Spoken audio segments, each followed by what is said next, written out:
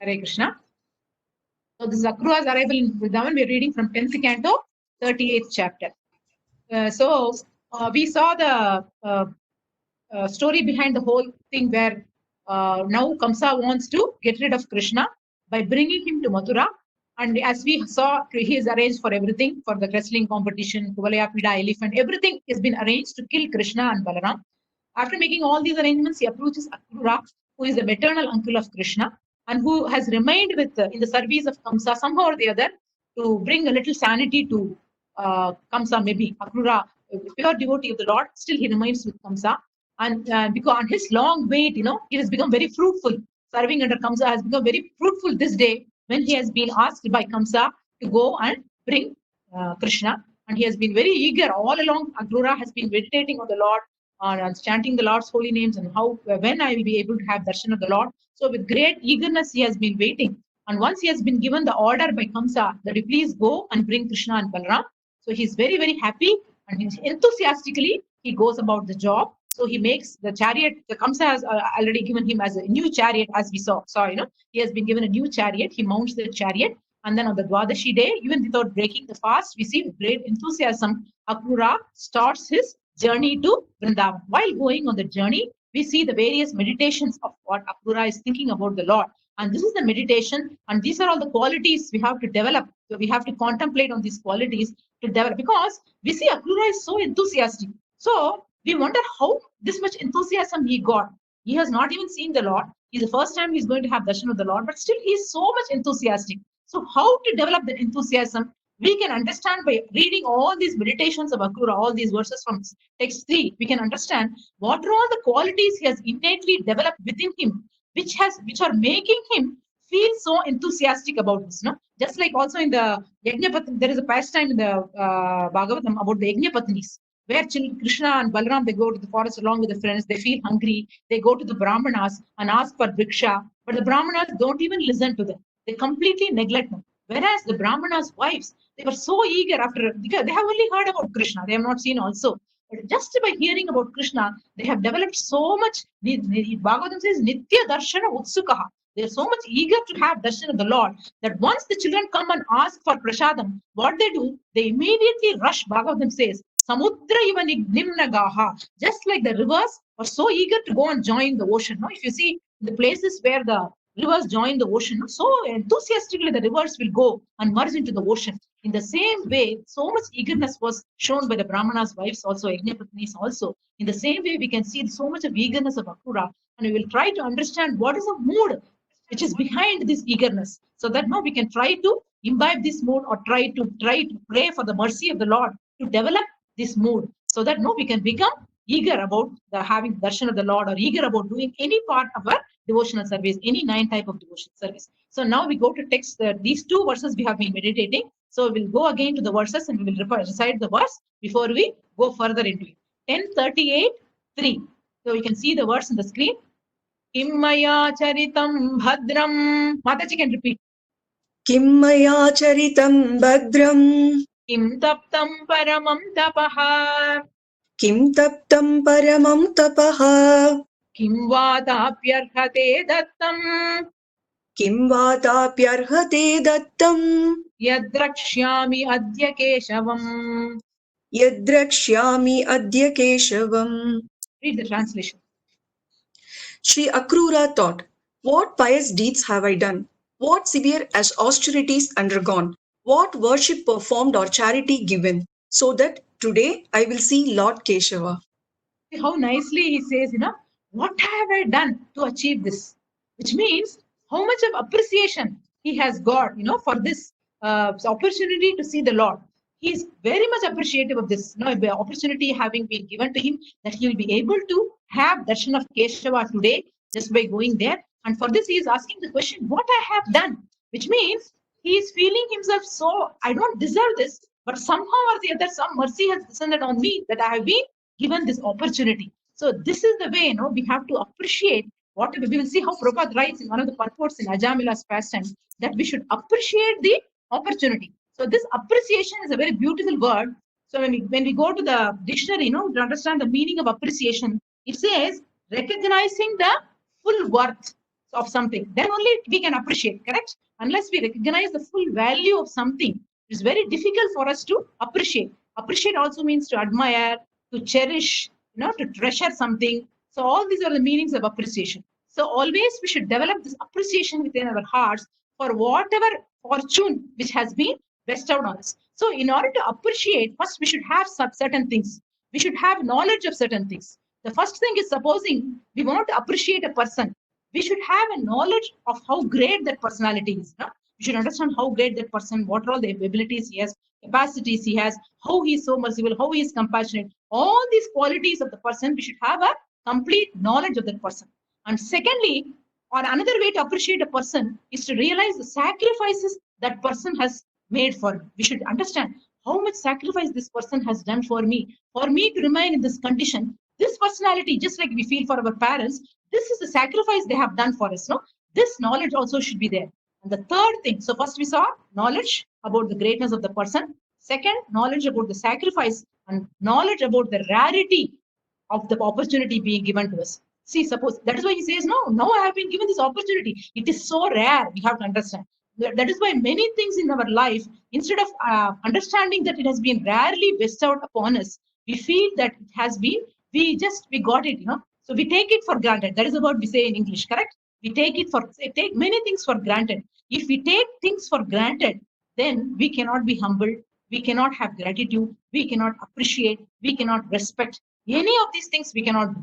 So that is why the basis for all of us to develop gratitude or humility or respect or purification, everything for us to develop, just as we saw the graph, GRAPH we saw in the last class. So in order to develop all these things, the main thing is we have to appreciate the value of whatever has been bestowed upon us. And we have to understand our own humble position also, that I don't deserve this, but this has been given to me. Then only, this feeling will come. Then only we can develop the eagerness for the particular service. So this is the feeling we have to develop towards the devotional service which has been endowed on us, even though I don't deserve. This has been somehow or the other, by the mercy of the Lord, mercy of my spiritual master, I have come to this opportunity has been bestowed upon me. If we realize like this, if we appreciate like this, if we develop a genuine appreciation for things, then we can think like Akrura is thinking, what I have done? Kim maya charitam padram, kim taptam paramam tapaha, kim vatapyarthate dattam, yadrakshami adya Keshav. So he is realizing the greatness of the personality called Keshava or Krishna, and he feels that how such a great person, and I have been given an opportunity. And he says next to the next verse about his position. What is his position? Repeat. Mamaitad durlabham manya. Mamaitad durlabham manya. Uttama shloka darshanam. Uttama shloka darshanam. Vishayatmano yata brahma. Vishayatmano yata brahma. Kirtanam shudra janmanaha. Kirtanam shudra janmanaha. Read the translation. Since I am a materialistic person, absorbed simply in sense gratification, I think it is as difficult for me to have gotten this opportunity to see Lord Uttama Shloka as it would be for one born, a Shudra, to be allowed to recite the Vedic mantras. See the humility of Akrura. Akrura is feeling my position is so low. I am Vishayatmana, he says. Vishayatmana means I am simply engaged in sense gratification. I am in the mood of ignorance. Whereas who is Krishna?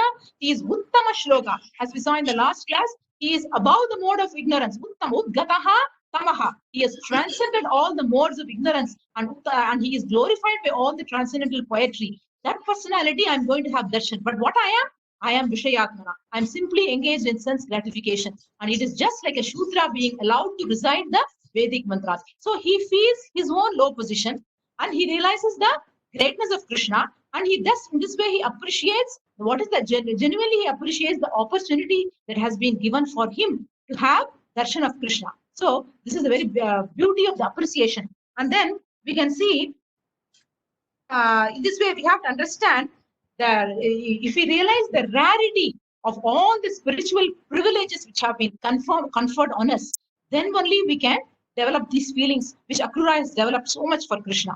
So in this regard, like we can see, even Bhakti Charu Maharaj, I am reminded of a nice pastime which Radheshyam Prabhu was telling. Radheshyam Prabhu, see the great person to behave very humbly, that is the appreciation. That is what we have to appreciate. See, Radheshyam Prabhu had gone to Ujjain to have darshan of the date and for some program there. And after 3-4 days program, Radheshyam Prabhu was leaving from Ujjain. He was going back to Pune. His train has been booked. And while leaving, Maharaj said that before going, you come and meet me. So he went to Maharaj's room, Bhakti Maharaj's room. At that time, actually, Maharaj had gone to the washroom. He was inside, so he couldn't see Maharaj. But actually, his train was getting delayed. So Radheshyam Prabhu thought that, okay, let me leave a message with the secretary or whoever is there to another devotee and tell Maharaj that I'm taking leave because my train getting delayed for my train. So he left the room. He came back to his own room, and then he had some small jobs to do, like packing and all. He finished everything. It took some time, 5-10 minutes, and then he came outside the temple to go. The car was arranged for him. So he opened the front door of the car and he sat. And just he turned his head and he saw that Maharaj was sitting in the back side of the car. And then he was completely amazed. Maharaj, you are here, you are sitting here. And he said, this is your car, Maharaj? He was asking. Then Maharaj said, yes, I want to drop you personally to the station because I wanted to meet you. I think you came and I was in the washroom. But I want to make it a point that I don't miss the opportunity of meeting you. So now I will drop you in the station. And during the time of travel from here to the railway station, we can talk to each other, just like that. And then Radheshyam said, it was amazing for me, so humbly, so sweetly. And Maharaj, as we know, he was in the highest, topmost position of GBC, and such a great personality. And so humbly, he wanted to have an association of the devotee who has come to him. So this is a sweet nature. And then how much Prabhu was appreciating Radheshyam because he knows the greatness of that person, or greatness of Bhakti Charu Maharaj. That is why he could appreciate the way he humbly came. The same way, we had our president, Abdul Kalam. I was recently reading. Abdul Kalam, he was going to Indian Institute of Management in Shillong. And there, from the railway station or helicopter stand or whatever it is, from the airport, they had to travel by car to go to the Indian Institute of Management. While traveling in the car, Abdul Kalam, the president, he saw that there was a gypsy van or the open type of car. It was going in front of him because he is a president, so much of security will be arranged. In that, one security policeman, was standing in the gypsy all the time with a gun in his hand, and all the time he was standing and he was very alert because he was providing security for the president. But this Abdul Kalam, president, was 83 years old. He saw that this policeman, and it was very hot at that time, and because it was an open gypsy, everybody was feeling very hot, and he felt so much compassion for this policeman, who was standing all the time and traveling for around 1 hour or something from the airport to the institute. So immediately, Abdul Kalam, on seeing him, immediately asked the secretary who was sitting near him, can you please ask that policeman to sit? Who will do? He is the president and somebody is doing a policeman security job. Anybody will observe somebody is standing or sitting or who is doing what service. But he observed so nicely and he was keeping on pestering that security. The security is telling, that person was sitting next to him. Secretary was telling, president was always asking me throughout the whole journey, why don't you call him over the wireless phone where they have, wireless phone, and ask him to sit down. How long he will stand? He will feel hungry. He will feel tired. Like the whole journey, he was meditating on that person, and he was feeling so much compassion for that personality. Then he said the secretary, he didn't want to stop him because this is a high-class security has to be given to the president. They cannot afford to be lackadaisical in the security they give to the president. So he didn't call, but he was trying to go, tell Abdul Kalam, no, don't worry like that. But whole journey, he was keeping on telling the same thing. Once they reached the IIM campus, immediately the secretary went and searched for that policeman. He caught hold of him and said, President wants to see you. How will the policeman feel? And then he brought him to the president. And then he was completely, he was completely in ecstasy, just like Akrura seeing Krishna. And then the president, then immediately, he just patted his shoulders, very lovingly. And then he shook his hand. Thank you, buddy, he said. Thank you, buddy. Thank you so much for doing the service. But you should have sat. How long you will stand like this in the hot sun? Did you eat something? How do you feel? Are you feeling tired? Like that and all, he very nicely, Abdul Kalam was inquiring. So this is the way, this person could appreciate, what is this person? He is a president. And then how he is nicely behaving like this. This is the way Akrura was feeling. There's such a great personality. How will he give darshan to me? And that too, what is my position? What is his position? So this is a way of appreciation. Now we will see a nice word spoken by Ajamila, wherein he feels the same, he conveys the same feeling, and we will see it's Prabhupada's beautiful purport for that. Okay, so 6 to 34. So here he says, Ajamila, as we know the story, I think many of you will be aware that Ajamila, he was a very nice Brahmana, but then he deviated from the principles. He saw a prostitute in a very compromising situation, and then he left his family, he left his wife, he left his children, and then he started to live with this prostitute. And he went on doing all the abominable activities for the maintenance of this family of the prostitute. And when children were born to him, and when he was around 88 years old, the 10th child was born, and he was only a very small child at that time. Somehow, by mercy, he has named him as Narayana. And then he was in his deathbed at that time. And so he was calling out to his son Narayana. But what happened? Now Narayana in the Vaikuntha Loka said, somebody is calling my name, and he sent the Vishnu Dutas. Whereas Yama Dutas were already coming there to catch hold of him because he has done a lot of sinful activities. So, but then there was a conversation going on between the Vishnu Dutas and the Yama Dutas. The Vishnu Dutas argue that because he has chanted the name of our master Narayana, he doesn't belong to Yama. He doesn't deserve to go to Yamaloka. In this way, they argued, and the Yamadutas completely, they couldn't answer back to the Vishnu Dutas, and they went back to Yamaraja, and then they wanted to ask Yamaraj, what is happening here? Some beautiful Vishnu Dutas were coming and talking like this. So this whole conversation was, he could observe, Ajamila could observe, and then he came back to his senses. At that time, he got back his life like that, but he could remember this conversation and the satsanga he had when he was lying down on the deathbed. And then he's feeling overwhelmed. See, what is the sinful life I have led? And now somebody is coming from Vishnu, from Narayana's side, some messenger, Vishnuda, and he's coming and arguing for me. And then he's telling that I have chanted holy name. So what must be the position? And what is the value of this holy name he is feeling? So that is why he is telling this verse. Vachaham kitavaha papo. Mataji, repeat. Kvachaham kitavaha papo.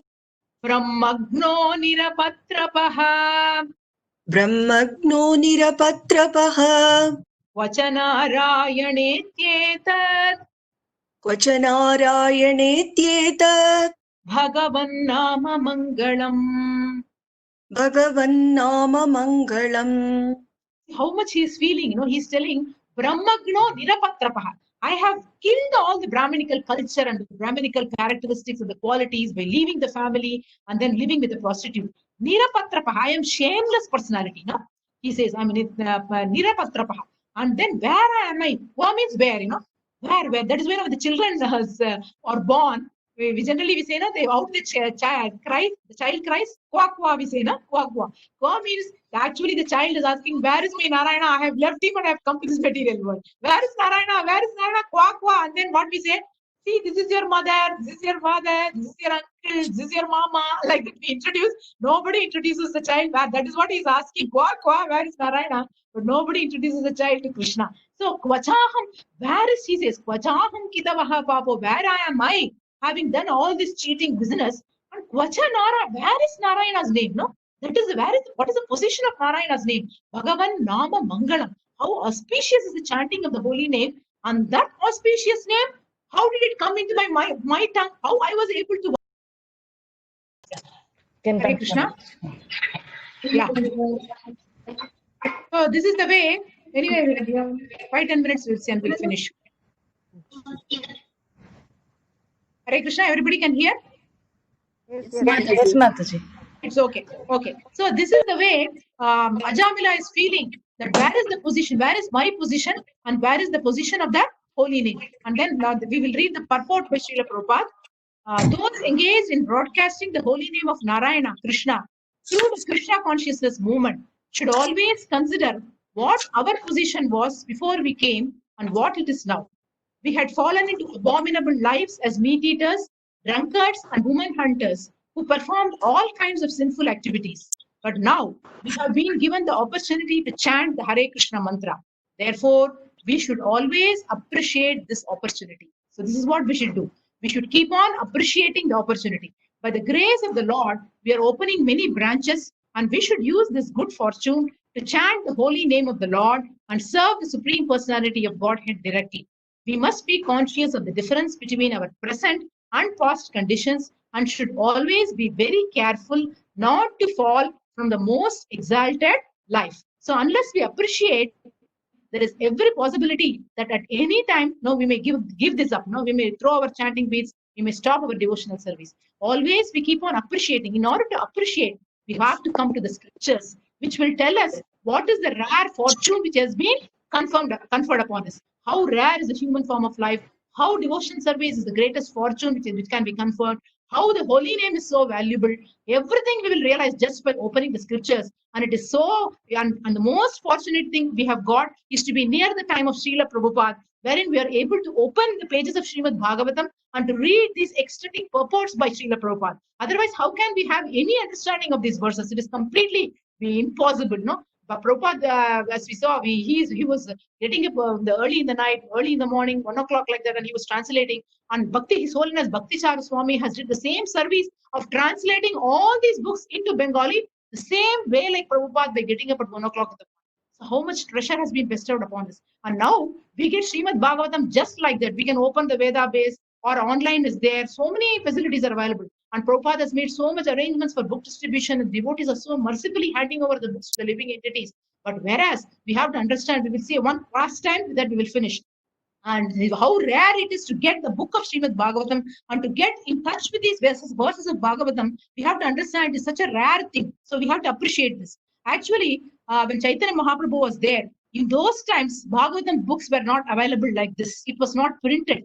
Everything was handwritten on the palm leaves, and it was a palm leaf manuscript. If you want another copy, somebody has to take up the palm leaf and take up that nail or whatever it is, the pen, whatever type of pen is required, and then they have to copy the whole thing. They have to copy on the palm leaf manuscript. It's not easy. You cannot rub. If you make a mistake in one verse, you have to throw away the whole palm leaf and take up another palm leaf and write the whole thing. So that was the way Bhagavatam was available. And just imagine around 18,000 verses of Srimad Bhagavatam, and Chaitanya Mahaprabhu's life and soul was Srimad Bhagavatam. And every day, Gadadhara Pandita, who is none other than the incarnation of Srimati Radharani, he was a close associate of Chaitanya Mahaprabhu. And during the last days when Chaitanya Mahaprabhu was living in Jagannath Puri, every day Gadadhara Pandit used to sit with Chaitanya Mahaprabhu and he used to sing and explain the verses and discuss the verses of Srimad Bhagavatam. But while singing the verse of Srimad Bhagavatam, supposing Gadadhar Pandit takes this verse, Kvachaham kitava papo brahmagno nirapatrapaha vachanarayanatyetat Bhagavan Nama, just by hearing Bhagavan Nama Mangalam, he will go into ecstasy. Gadadhar Pandit will go into ecstasy, and then tears will roll down from his eyes. And what will happen? And every day, repeatedly, tears were flowing from his eyes. And then he opens the page of Bhagavatam. What will happen? All the words in the Bhagavatam manuscript, they will all get rubbed off after some time. Not because if you use the Bhagavatam book again and again and again, we keep on turning the pages. What will happen? No, it will become a little old. It will become yellowish. Sometimes, if you too much, if you use, what will happen? Even the words will go away. Even the printed words will go away. But our books, even the plastic covers are sometimes not open. We preserve it like anything. So, but Gadadhar's print of Bhagavatam was completely, overflowing with the tears coming from his eyes, that all the words were all, vanishing. It was all getting rubbed off with the tears of Gadadhar. And Srinivasa Acharya is one of the great acharyas in our line. And he, as a young boy, he came to learn Srimad Bhagavatam from Gadadhar Pandit. And when he came, Gadadhar Pandit, at that time, Lord Chaitanya Mahaprabhu has disappeared, and Gadadhar Pandit wanted to teach Srimad Bhagavatam to Srinivasa Acharya. He was a very sincere disciple. But he said that my copy of Bhagavatam, all the words are not there. Because of continuous crying, I have lost, many of the words have vanished. So now you have to get another copy of Srimad Bhagavatam so that I can teach you Bhagavatam. See, what is the situation? Nowadays, so much of Bhagavatam available on the click of our finger, So I cannot just imagine the situation. And then now, how to get the Bhagavatam second copy? There is only one more copy available, handwritten copy in Bengal. So now, where is Srinivasa Acharya? He is in Jagannath Puri with Gadadhar Pandit. Now, how to go to Puri now? No facility, no aeroplane, no buses facility, nothing, no cabs available, nothing is available. He has to walk down from Jagannath Puri to Bengal to go there and get the copy of Bhagavatam, walk from back again, come here to Gadadhar Pandit and then present the book and then learn Bhagavatam. See, and now online Zoom, we have Jyoti Mataji is putting the Bhagavatam on the screen. We are easily available, so much, so nice. And all over the world, people are able to see. So this, then Srinivasa Acharya went to get a copy of Bhagavatam to learn. So how much endeavor, with great love and sacrifice they did this. And then, but before he could return, bringing back the copy of Bhagavatam, Pandit, he couldn't contain his life in separation from Lord Chaitanya Mahaprabhu. Gadadhar Pandit disappeared. See the situation. See the pitiable situation Srinivas Acharya was facing. And then somehow or the other, he became a disciple of Gopalabhatta Goswami and Jiva Goswami. They taught him this full Bhagavatam, and they had written a lot of literatures explaining, giving commentaries on Srimad Bhagavatam and everything. And this Jiva Goswami prepared 3 of his main disciples, and they are Srinivasa Acharya, Narottama Das Thakur, and Shyamananda Pandit. And these were 3 wonderful disciples of Jiva Goswami. And then Jiva Goswami wanted to distribute all the Vaishnava literature so carefully written by all the 6 Goswamis in all the original manuscripts. There's a first copy they preserved, and now they have to be taken to Bengal and for producing further copies. So, which means how much careful. It is a great pressure, with great difficulty it has all been written. And so, Jiva Goswami made all arrangements. He arranged for a nice bullock cart. He put everything in a wooden chest. It was all with a wax ceiling. He covered everything. He arranged for 10 bodyguards and then 2 bullock cart drivers and then these 3 devotees. So, they have to carry the whole set and then they have to travel to Bengal. So, this is the first book distribution Sankirtan traveling party which was arranged 400-500 years back. Now we have buses. Our Tamal Krishna Goswami arranged big Greyhound buses for distribution of arrangement of Sankirtan programs. So these bullock carts were the first Sankirtan distributors, and then they were traveling. And then after traveling for some time, they reached a place called Gopalpur, which is in the districts, one of the districts of Bengal. Almost they have reached Bengal. And that place, it was called Vishnupur, and that was ruled by a king called Virham Veer. Virham Veer was a king. And this Virham Veer was actually from the Malla dynasty. And so he was supporting a lot of dacoits, somehow or the other. Even though he was a nice king, but somehow he supported a band of dacoits. And the dacoits, what they will do is that they will stand outside and then in the main highways, and then they will, and here on this Virham Veer also had an astrologer. The astrologer will say, now this party is coming, they have so much of jewels and gold and everything is there. You go and rob them, you will get a good bounty. Like that, he will advise. So through they were using the Jatakam for this purpose, to stealing. So like this, he used to steal money. But anyhow, he used all the money only for the public welfare, but still he was doing this. And then this party was coming. Now our book distribution, Sankirtan party was coming with a big chest full of the valuable treasure of all the palm leaf manuscripts written by the Goswamis. And then at the one point in Gopalpur they reached, they were feeling very tired and all of them slept near a lake. And there, these dacoits have come. And the astrologer has predicted that this party which is coming, in that wooden chest, invaluable treasury is there. We cannot even tell you what is the value. Like that they told. There is a prediction was given. And so the dacoits were behind them. And once they slept, they just carried away all the full chest of the books, and then they left the place. So all the books were stolen. And the moment they got up in the next day morning, after so much of long, tired journey, and they were thinking that almost they have reached Bengal and the mission is done. At that point, they saw that nothing was there. What is the feeling they must have undergone? No? How much disturbance they would have undergone? Because it is all written. See, money you can get back. And this has been done. All the Goswamis have written with so much of great efforts. And now what to do? But they were not disturbed being pure devotees of the Lord.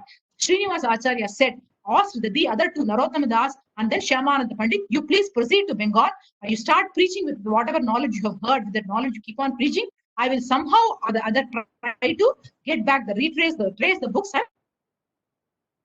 get it back to them. And meanwhile, the wood containing the books reached the palace of King Virham Veer. And Virham Veer opened the chest. And then he was thinking, the astrologer has told a lot of jewelry will there. He was expecting so many diamonds and all the treasury. But when he opened the chest, he found that it was all full of literature, It was all Srila Rupa Goswami with his own beautiful handwriting. He has written Bhagavatam commentary and everything. Even though he was initially disappointed, seeing only palm leaf scripts were there and no jewelry was there. But the spiritual charge of the manuscripts was so much that just by opening and touching the palm leaf manuscript, the king was completely spiritually charged. This is the effect of touching Bhagavatam. That is why Maharaj says, even if you don't read Bhagavatam, carry Bhagavatam with you. Because Bhagavatam is so spiritually potential. And then once he opened, he became spiritually charged. And he felt that I have done a great sin by stealing this. What a sin I have committed. That night, he was feeling so much repentant. And then a very effulgent personality appeared in his dreams. And he said that, don't worry, my dear king. I will come personally and I will collect back all the books. This is actually Srinivasa Acharya, who has appeared in the dreams of the king, Veerhamvi. So this has happened like this. And then Srinivasa Acharya he didn't have any idea what has happened to the books, but he was coming to this place and he was searching everywhere. And he came to one devotee's house called Krishna Vallabha. And that Krishna Vallabha said that we have a king called Veerhamvi. He likes Srimad Bhagavatam very much. Every day there is a Bhagavatam class going on. The study group is going on every day. So you please come and join because you love Bhagavatam. So along with Krishna Vallabha, this our Srinivasa Acharya goes to the court of King Veerhamvi. And then he listens, and there was a court pandit who was giving a Bhagavatam exposition. He was explaining the verses. But somehow or the other, Srinivasa Acharya, having studied in the bona fide Sampradaya, was not happy with the explanations given by the court pandit, because he was telling some irrelevant things. He was not quoting from Sridhara Swami, who is the original commentator of Srimad Bhagavatam. So he was upset with this, and so then he very humbly he told him, "You are not explaining from the bona fide, cyclic succession. Your explanations are not proper."